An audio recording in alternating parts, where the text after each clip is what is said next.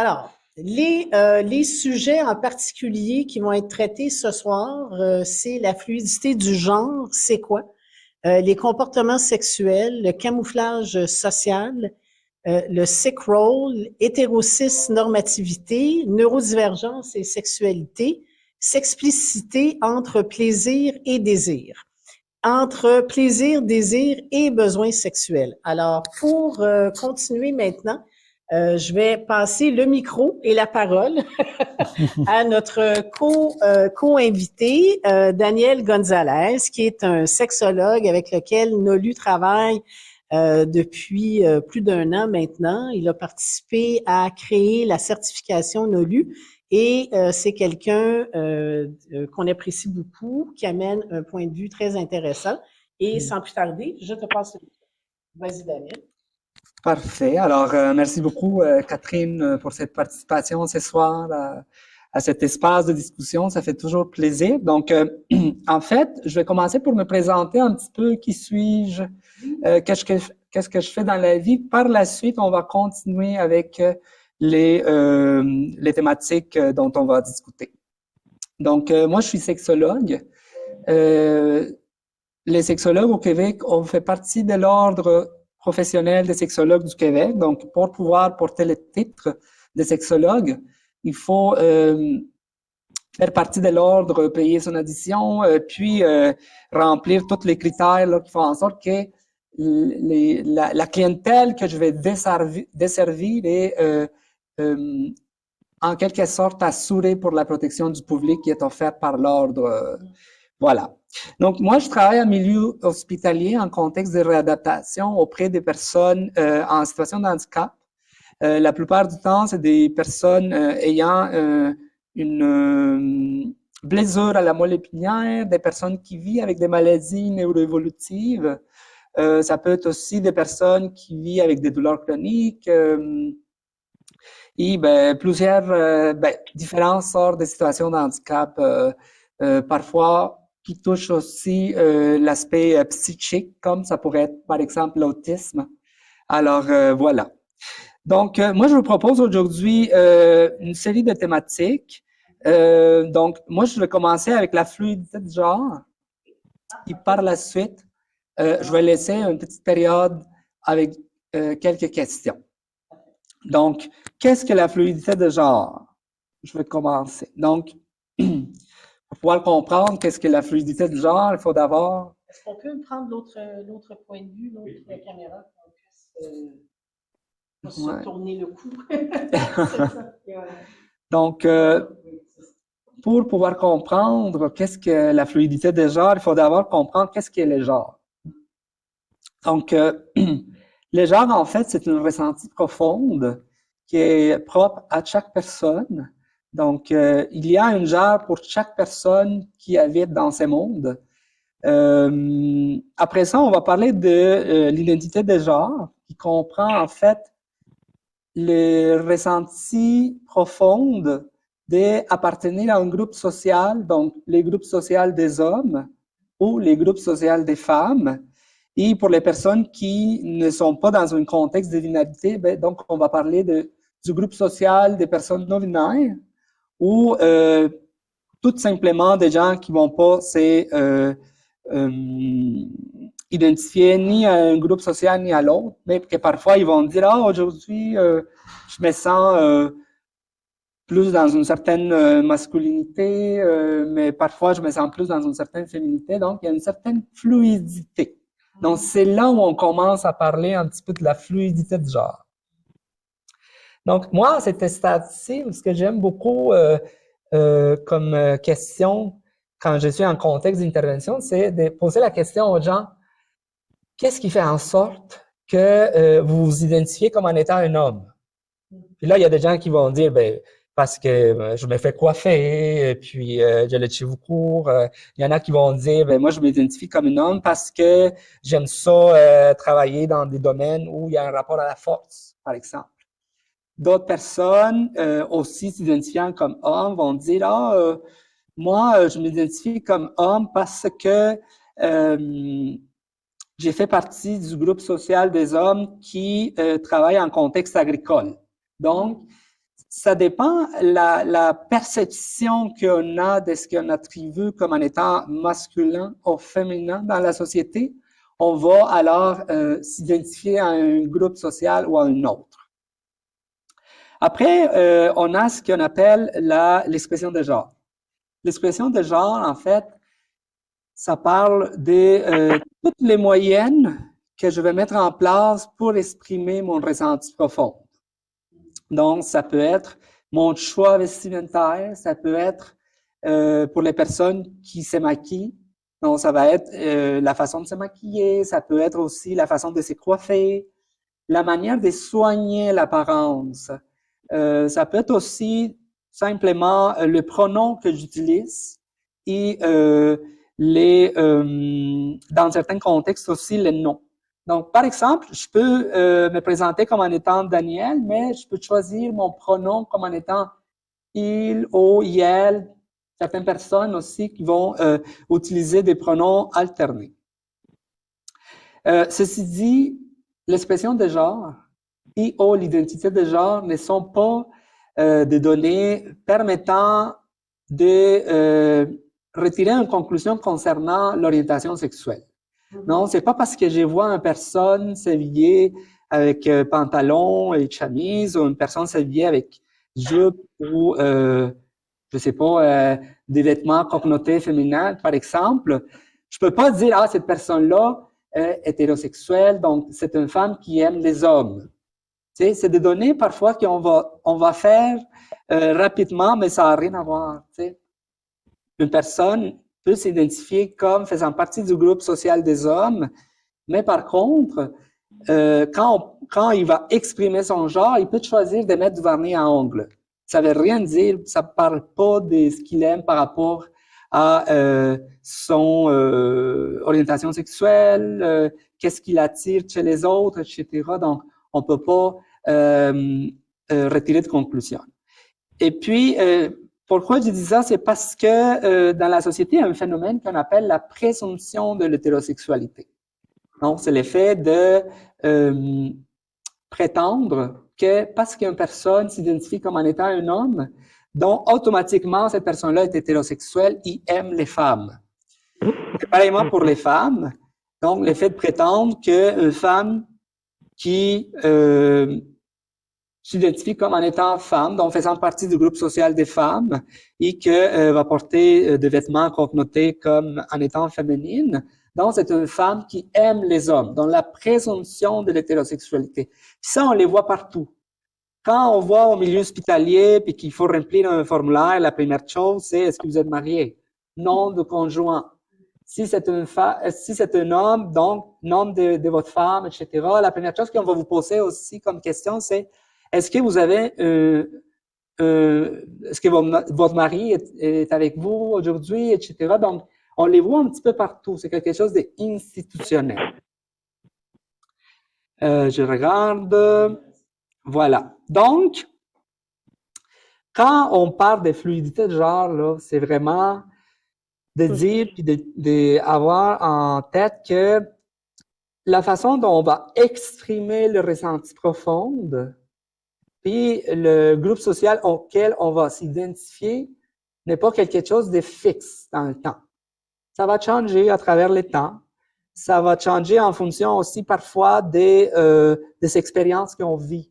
Par exemple, une personne, avant d'arriver à l'âge adulte, pourrait avoir expérimenté une sorte de mouvance dans les genres, de fluidité de genre, mais arrivé à l'âge adulte, est allé à l'université dans un métier, je sais pas, par exemple, on va considérer dans certaines sociétés que les métiers de pharmacien, c'est un métier qui est associé aux hommes, par exemple.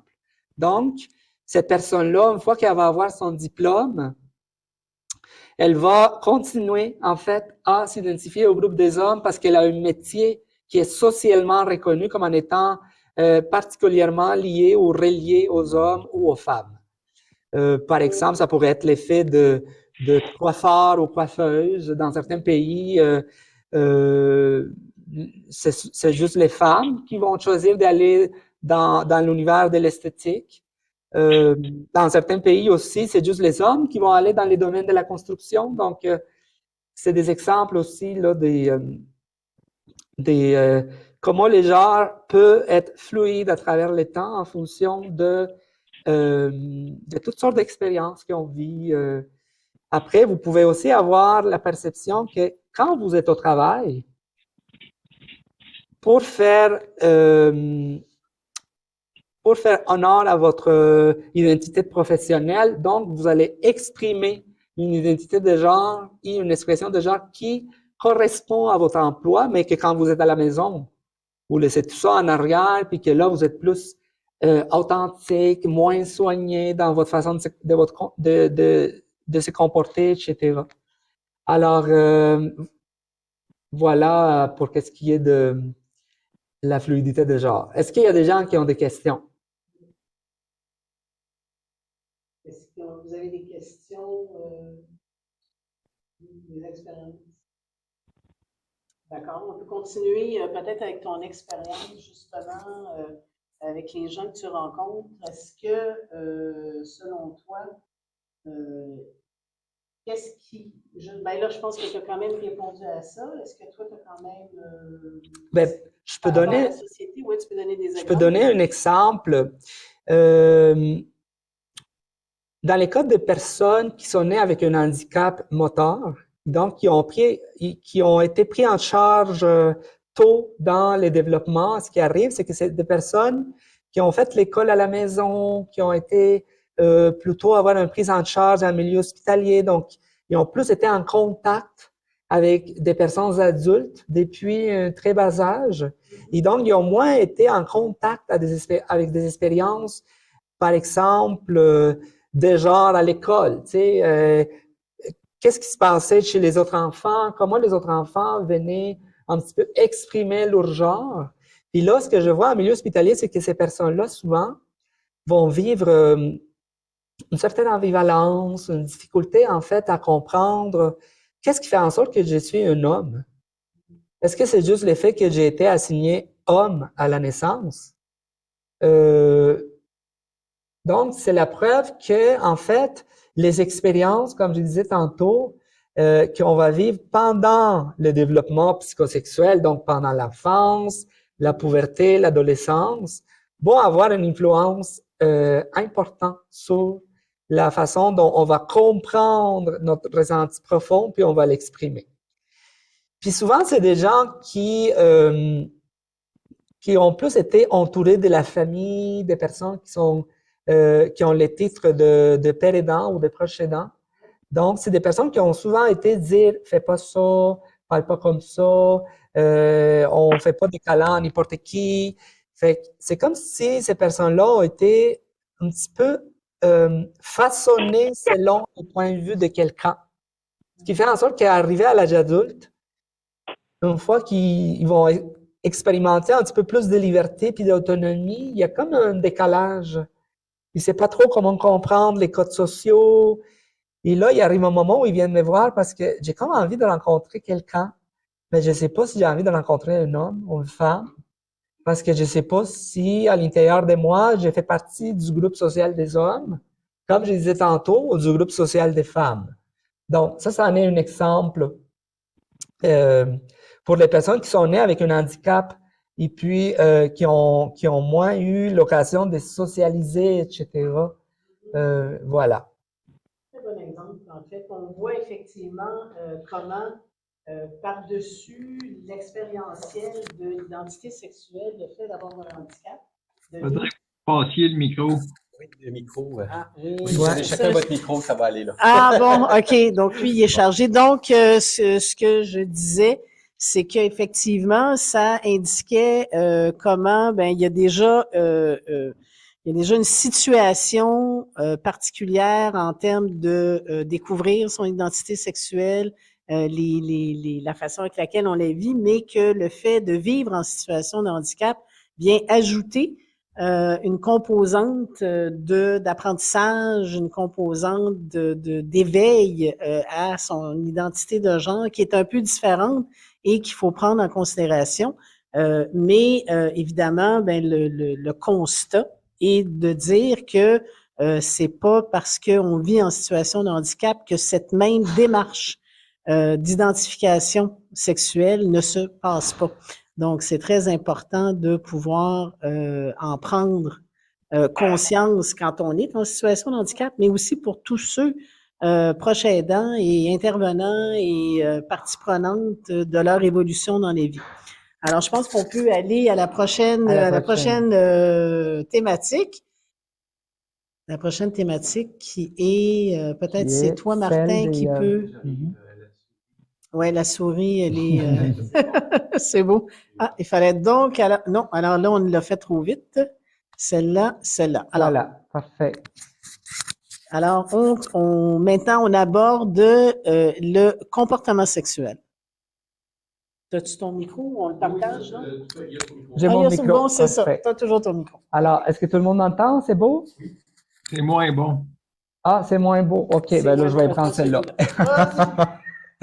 C'est bon. Alors, comportement sexuel. Donc, en fait, je vais commencer pour définir qu'est-ce qu'est un comportement. Un comportement, en fait, souvent, c'est un geste, une action, ou ça peut être parfois aussi une activité qui va solliciter, en fait, l'usage de ce qu'on appelle les corps explicites. Donc, mon corps, mes mains, mes pieds, mes jambes, mon torse, ma tête, ma langue. Donc, tout ce qu'on peut voir là par rapport au corps. Fait que ça peut aussi solliciter ce qu'on appelle les corps implicites. Donc, qu'est-ce qui est à l'intérieur de nous? Donc, les émotions, les systèmes des pensées, les cognitions, les idées, les croyances. Ça peut aussi solliciter la voix. Dans certains contextes aussi, ça peut nécessiter l'usage d'un objet. Pour les personnes, par exemple, qui ont une absence d'un organe, donc pour pouvoir mettre en place un comportement, ils nécessitent d'une aide technique et donc ils vont utiliser un objet. Mais aussi, un comportement parfois peut nécessiter une aide d'une deuxième ou une troisième personne. Alors, c'est un petit peu pour définir qu'est-ce qui est un comportement dont on se rappelle, geste, action ou activité nécessitant du corps, ce qu'on voit, ou du corps implicite, ce qu'on ne voit pas, ou d'une troisième personne ou objet. Maintenant, qu'est-ce qui est un comportement sexuel? Un comportement sexuel peut être une curiosité exprimée à l'endroit de son propre corps ou les corps d'une troisième personne. Cette curiosité-là, parfois, peut prendre la forme de « j'ai envie de savoir, j'ai envie de toucher, j'ai envie de me toucher moi-même ».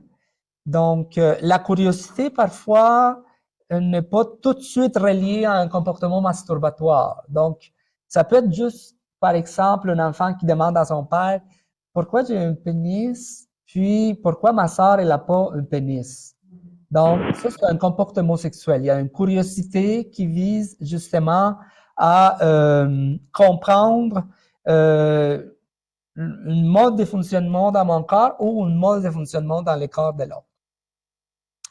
Après ça, on peut parler aussi d'un comportement qui vise à une recherche de gratification sexuelle par des activités masturbatoires. Donc, on est dans quelque chose de précis. J'utilise mon corps pour parvenir à une décharge orgastique, donc pour parvenir à l'orgasme. Certaines personnes vont utiliser des objets, vont avoir recours à du contenu médiatique pour aller chercher des vidéos, pour se ressourcer un petit peu. D'autres personnes vont les faire sans avoir besoin du contenu médiatique, donc juste en sollicitant l'imaginaire érotique. Ils vont parvenir à cette recherche de gratification. Donc, en allant juste stimuler certaines parties du corps, on peut obtenir cette gratification sexuelle. On a souvent tendance à penser que dès qu'on parle de masturbation, on parle de stimulation des organes génitaux.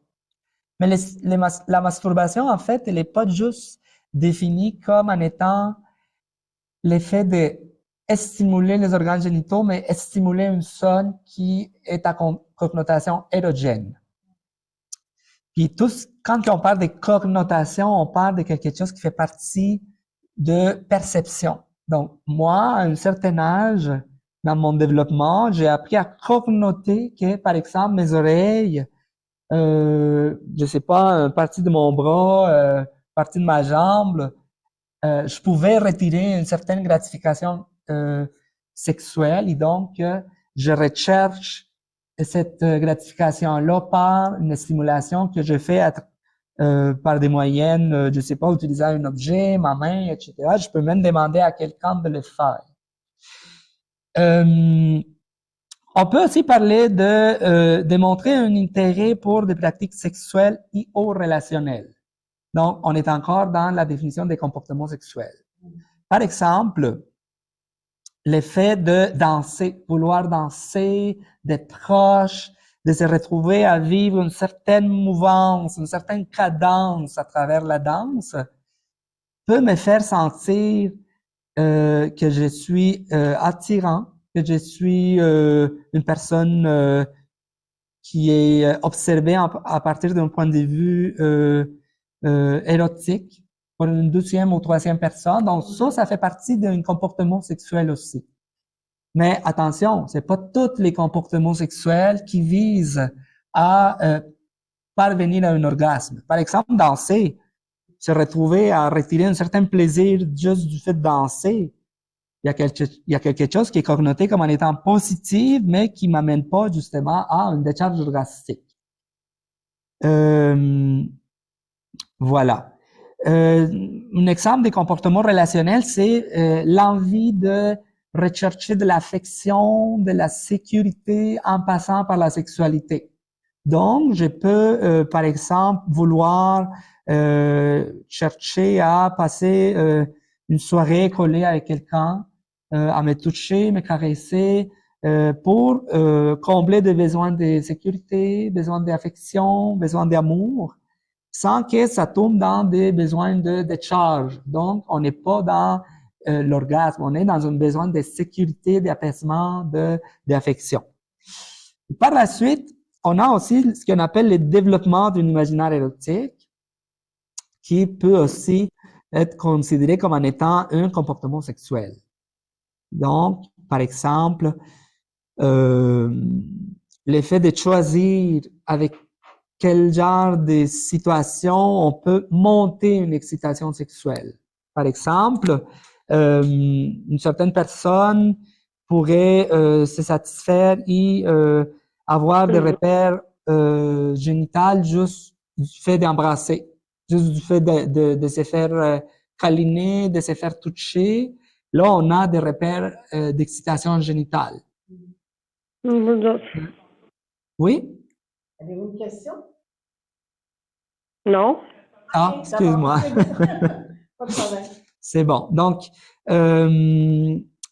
voilà. Donc, quand on parle d'imaginaire érotique, on parle de tout ce qu'on met en place, en fait, pour stimuler le cerveau. Ça peut être de mettre des vidéos, ça peut être de aller au danseur, regarder des personnes en train de danser. Ça peut être aussi d'écouter, tu sais, des gens qui vont rechercher de la stimulation par la lecture à voix haute de certains romans érotiques, par exemple. Moi, j'ai des patients dont ils ne peuvent pas avoir accès à de la stimulation par les mains. Donc, ils vont parfois aller explorer un petit peu les stimulations par la lecture, par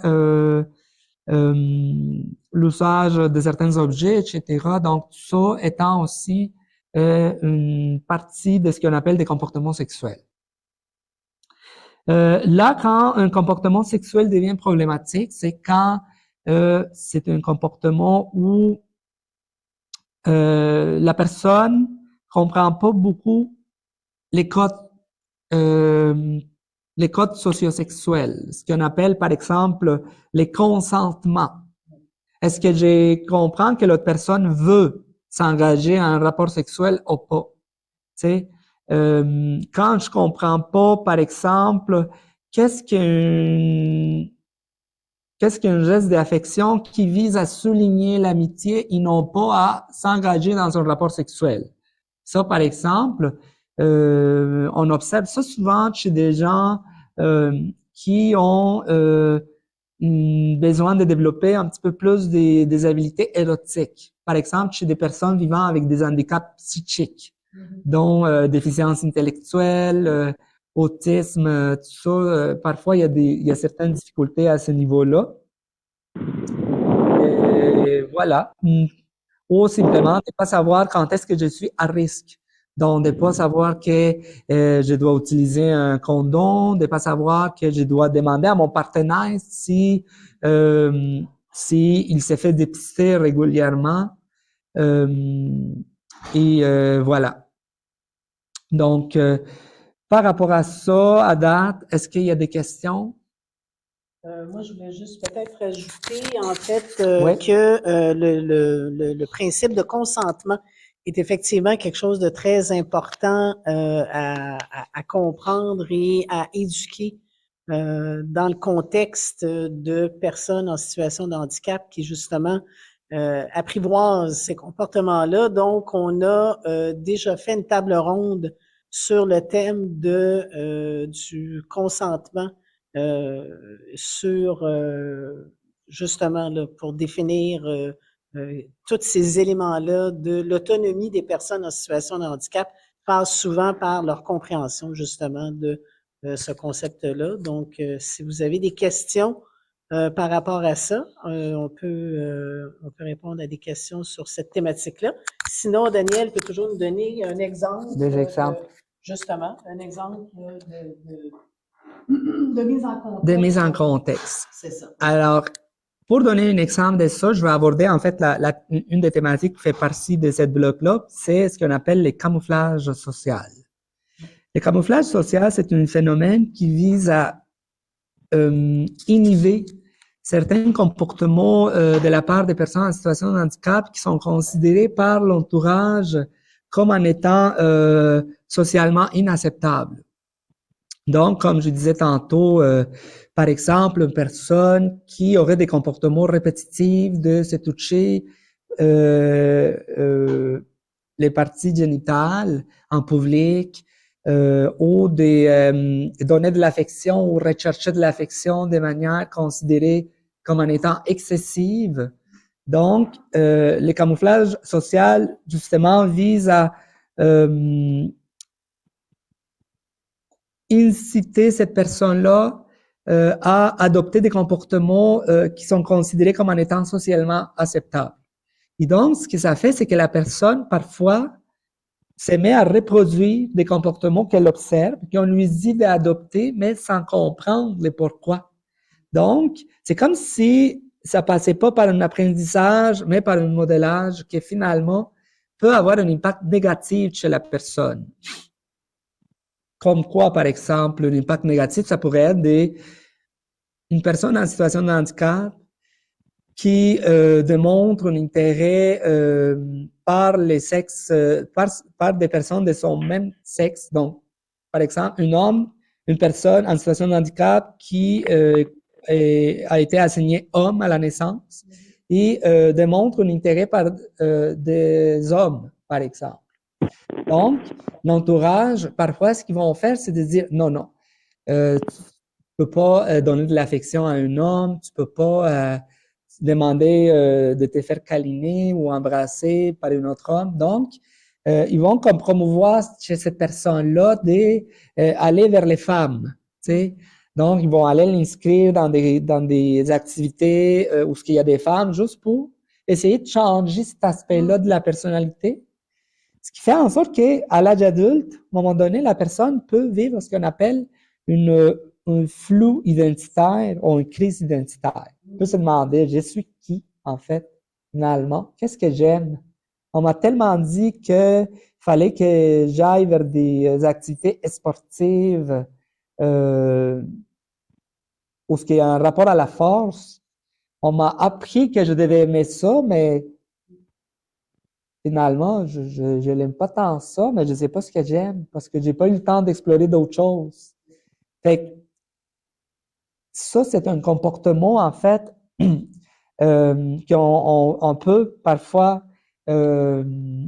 observer chez des personnes en situation de handicap qui ont été beaucoup entourées par des gens qui voulaient bien faire, mais que malheureusement ont réagi avec un petit peu d'homophobie, avec un petit peu de ce qu'on appelle la hétérocisnormativité, donc l'effet de prétendre que la norme, c'est celle d'être hétérosexuel et donc d'adopter des comportements connotés hétérosexuels. Donc, si tu es un homme, si tu as été assigné comme homme à la naissance, il faut que tu sois hétérosexuel et donc que tu adoptes des comportements de homme hétérosexuel. Donc, il faut que tu aimes, je sais pas, par exemple, les sports, il faut que tu aimes le football, il faut que tu aimes, je sais pas, la bière, tu sais, des choses comme ça. Alors que la personne, peut-être que ça fait pas partie de ses intérêts, mais que malheureusement, la famille prenait tellement de contrôle sur elle que ben, elle n'avait pas le choix de faire ça. La personne connaissait pas une autre réalité. Alors, voilà. Puis, spécifiquement dans les cas de personnes neurodivergentes, donc vivant avec un handicap psychique, comme les personnes autistes ou les personnes déficientes intellectuelles, ces personnes-là peuvent vivre ce qu'on appelle un burn-out par rapport à cette prise en charge de l'entourage, un épuisement familial, en fait. C'est ça, oui. C'est comme on a tellement été pris en charge qu'à un moment donné, on sent qu'il y a un point de non-retour. C'est-à-dire, je pourrais plus faire ce que je voulais faire quand j'étais petit, je pourrais plus aller vers des intérêts que je voulais aller parce que je suis tellement rendu en situation de subordination par rapport à ma famille que là, il n'y a pas de retour en arrière.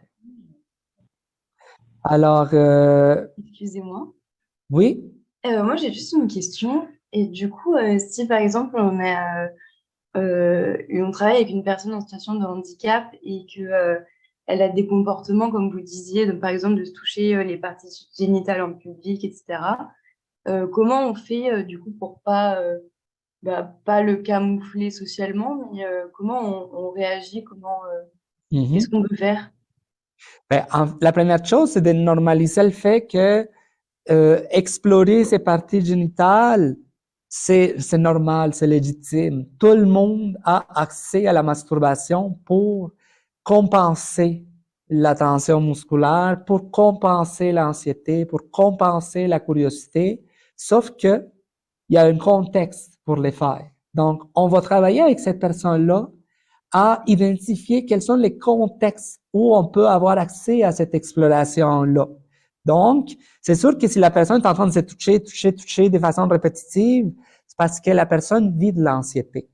Si on lui dit, fais pas ça, on lui enlève son seul moyen de compenser l'anxiété, c'est qu'il va la mettre en situation d'échec. Donc, on va lui accompagner à comprendre de quelle manière elle peut compenser l'anxiété et à côté, continuer à explorer son corps sans que ça devienne un comportement problématique. Donc, on va expliquer les concepts d'intimité, sa chambre, porte fermée, ou en tout cas s'assurer qu'il n'y a personne dans la chambre ou quelqu'un qui pourrait justement se sentir dérangé. Voilà. Oui. Est-ce que ça répond à ta question? Oui, merci beaucoup. D'accord, merci. Parfait. C'est là. Et puis finalement, pour cette session, je voulais aborder l'idée de le rôle de la personne malade.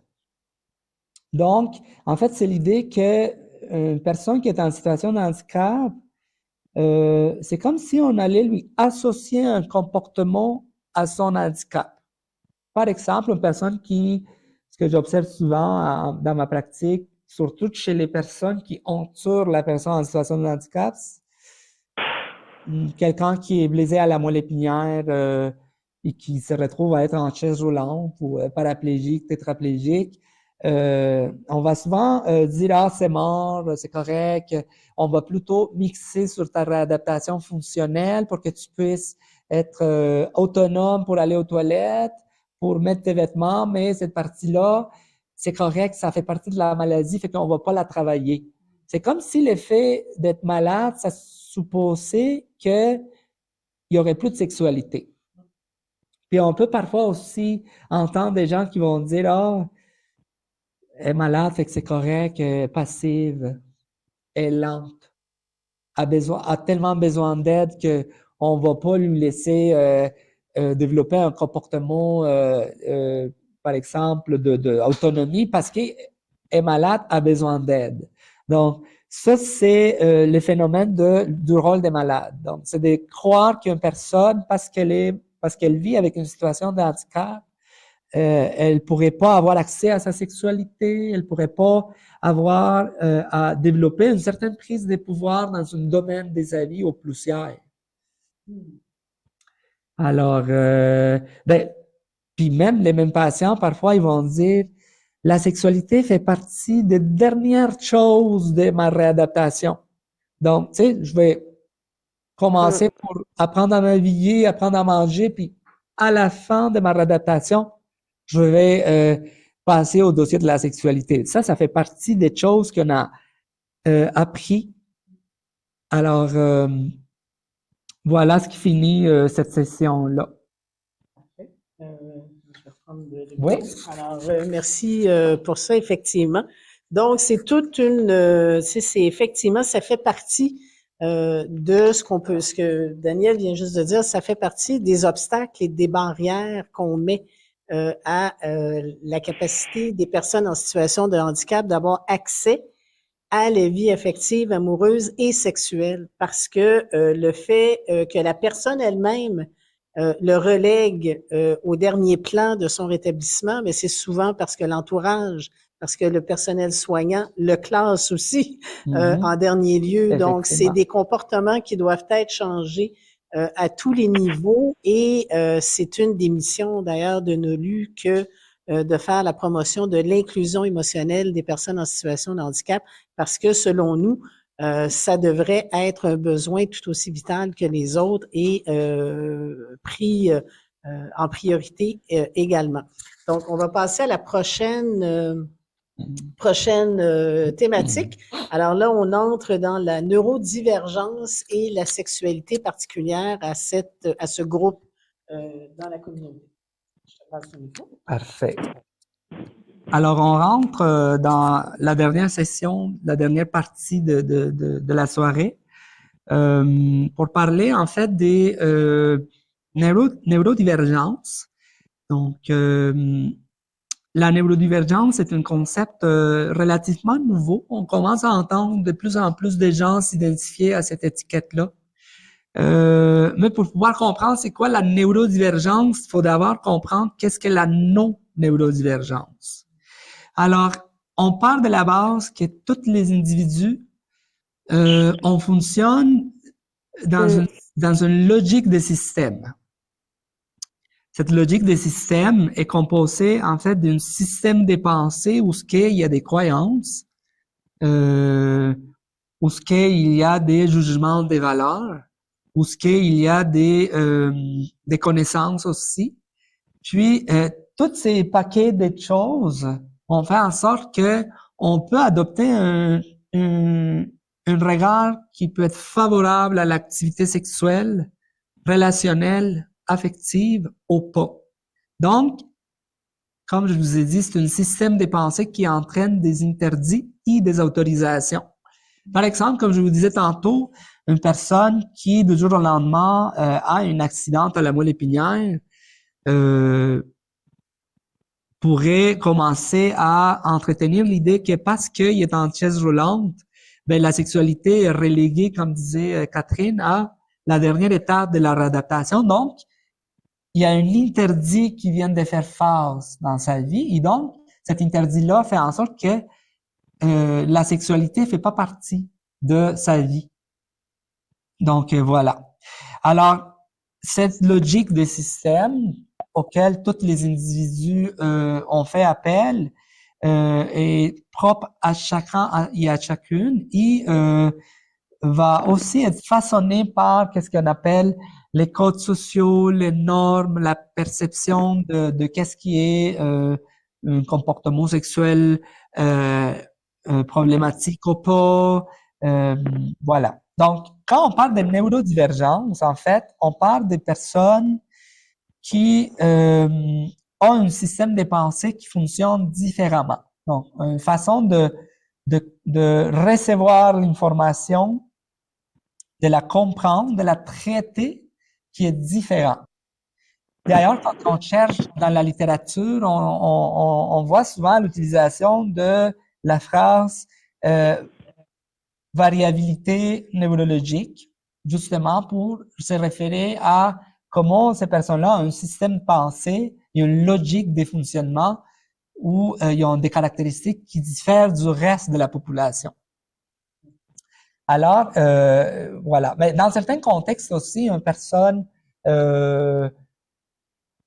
qui s'est toujours senti différent, qui a toujours eu une certaine façon de se rapprocher de l'information qui, elle trouve différent, cette personne-là pourrait penser que la neurodivergence vient décrire avec exactitude qu'est-ce qu'elle sent dans son ressenti profond.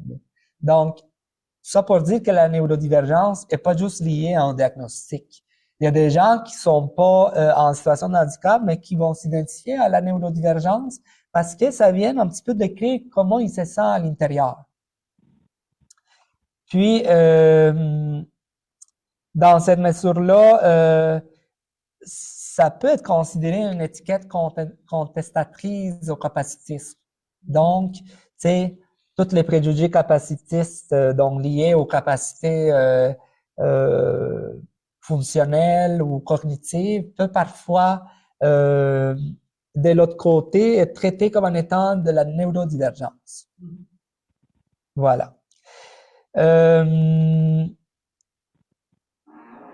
Donc, dans ce contexte-là, je voulais aussi parler du plaisir parce que dans la neurodivergence, les gens vont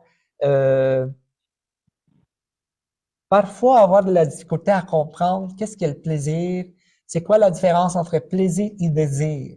Donc, dans ces contextes-là, je voulais définir que le plaisir, quand on parle de désir à la base, juste désir, le désir, c'est un intérêt à entretenir un lien ou un engagement envers une situation. Par exemple, il fait chaud, il est en plein été, j'ai besoin de me rafraîchir, donc je m'en vais à la crèmerie pour manger de la crème glacée.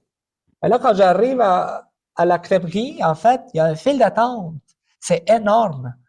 Mais moi, dans ma tête, je suis déjà dans un intérêt positif à m'engager dans une activité, donc je décide de rester dans la file. Là, je fais la file. Pendant que je fais la file, je commence un petit peu à mentaliser la saveur de la crème glacée, la forme, les ingrédients qui vont aller là, la grandeur, la texture, etc. Ce qui fait en sorte que quand j'arrive au comptoir et que j'ai commandé mon produit, là, je vais faire l'expérience du plaisir. Là, on n'est plus dans le désir, on est dans le plaisir. Donc, le plaisir est une mentalisation positive d'une expérience. Maintenant, quand on parle de désir sexuel, on parle d'une anticipation positive d'un contact sexuel. C'est-à-dire, là, je m'en vais rencontrer mon partenaire et j'ai envie d'avoir un rapprochement sexuel. Mais je suis en situation de handicap, il faut que j'efface ma toilette pour pouvoir être en sécurité parce que sinon, mais là, je l'ai pas fait parce que je suis pressé. Donc, je commence en fait à sortir de cette mentalisation qui est positive pour rentrer dans une anticipation négative des événements, ce qui fait en sorte que ma capacité de faire l'expérience du plaisir sexuel va être remplacée par l'anxiété. Donc, quand j'arrive, c'est sûr que la poursuite des choses va probablement pas se passer comme moi j'avais pensé à la maison parce que je suis déjà dans une mentalisation négative des événements. Puis ça, c'est des choses que je dresse souvent en consultation. Si on peut mettre en place tout ce qu'il faut pour pouvoir faire en sorte que tu restes dans une mentalisation positive des événements liés à ton intérêt à t'engager dans un rapport sexuel, ben, c'est sûr que tu vas pouvoir faire l'expérience du plaisir sexuel. Donc ça, c'est des choses qu'on observe souvent en milieu hospitalier. Ben, c'est sûr que moi, je parle plus du milieu hospitalier parce que c'est là où je travaille, mais d'autres personnes aussi à l'extérieur du milieu hospitalier pourraient vivre ça. Alors, voilà. Donc, comment on fait l'expérience du plaisir sexuel?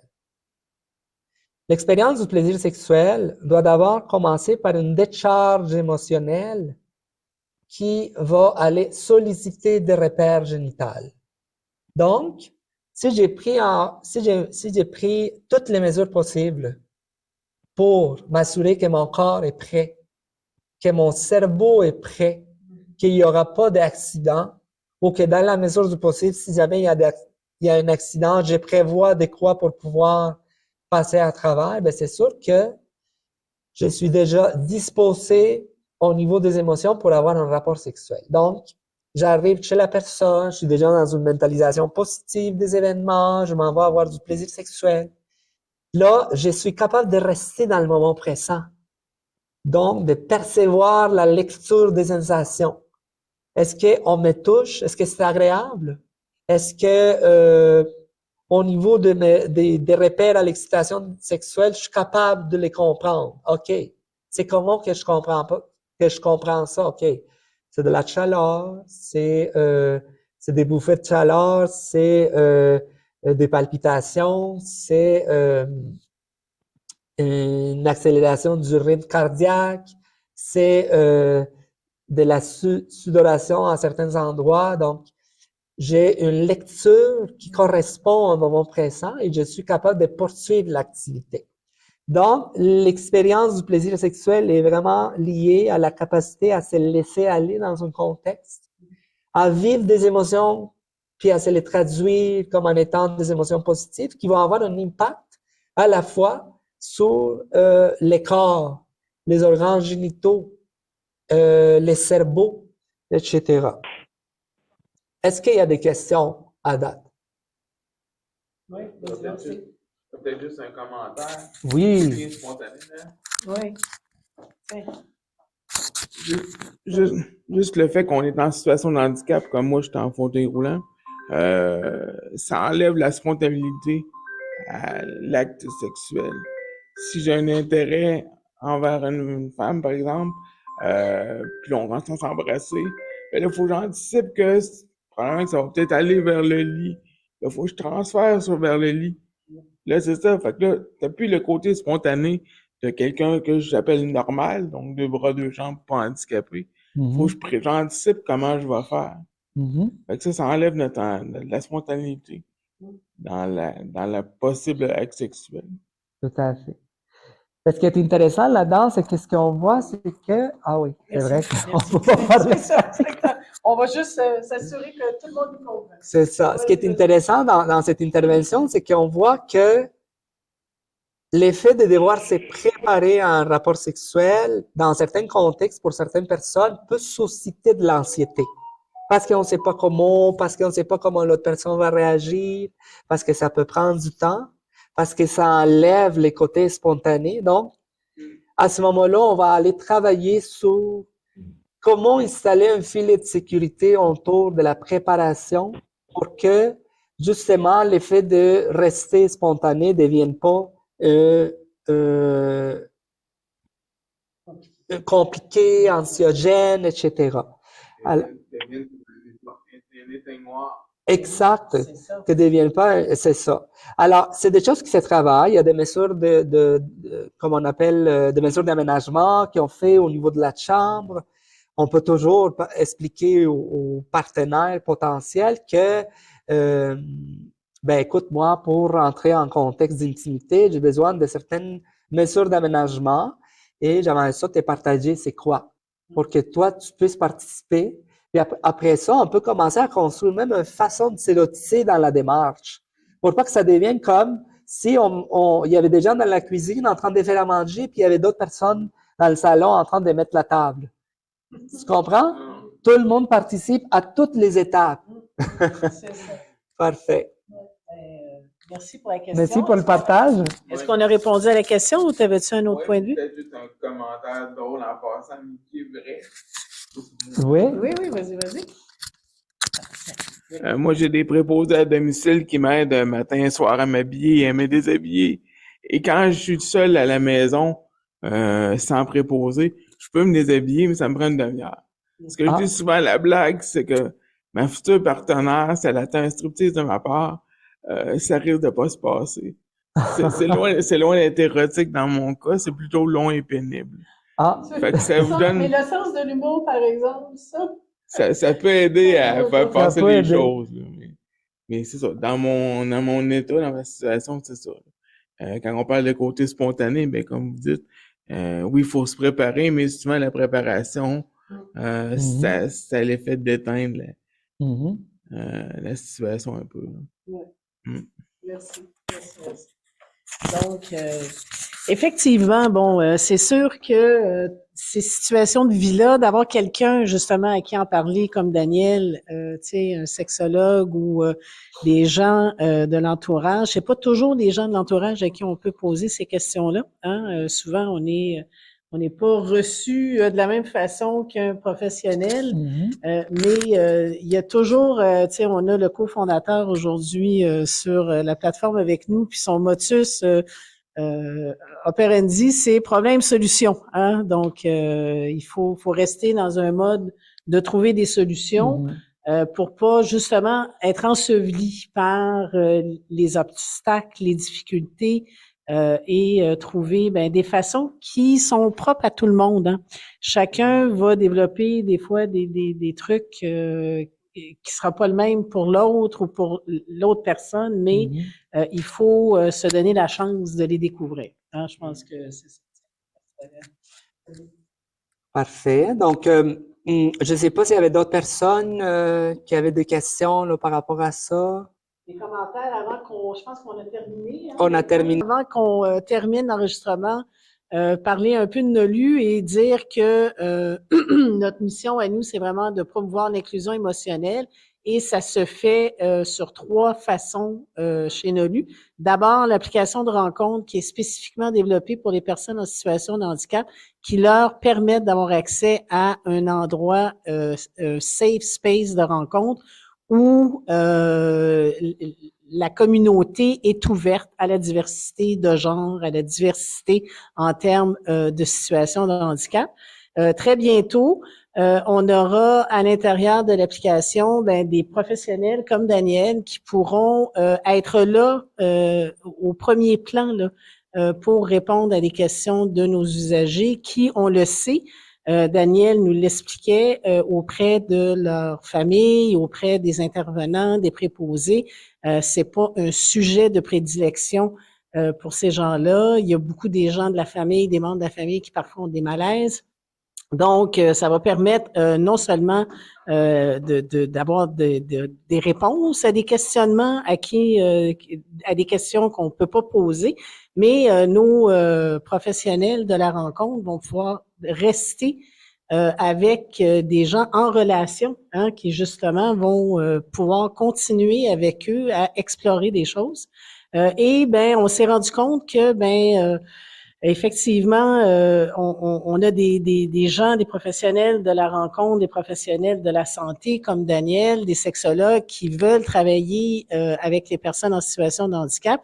Mais malheureusement, au bac, il n'y a pas 1 heure de cours qui est passée spécifiquement sur les problématiques des personnes en situation de handicap. Donc, c'est vraiment le travail de gens qui s'intéressent à cette problématique-là.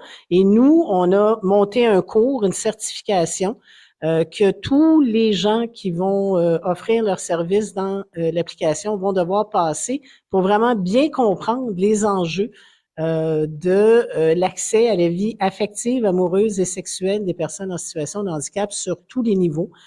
Donc, ça, c'est vraiment les 3 piliers d'intervention que NOLU met de l'avant pour continuer à promouvoir l'inclusion émotionnelle. Puis, on vous remercie beaucoup d'être là ce soir. C'est avec des soirées comme ça d'éducation, de sensibilisation, donner la parole à des gens comme Steve, à la personne qui nous a posé des questions, qui va faire cheminer les mentalités sur ces points-là. Alors, sur ça, je vous remercie beaucoup. On va terminer l'enregistrement. Puis, si vous avez des témoignages à faire après, plus en famille, comme on dit, en confidentialité, on pourra le faire. Alors, merci encore.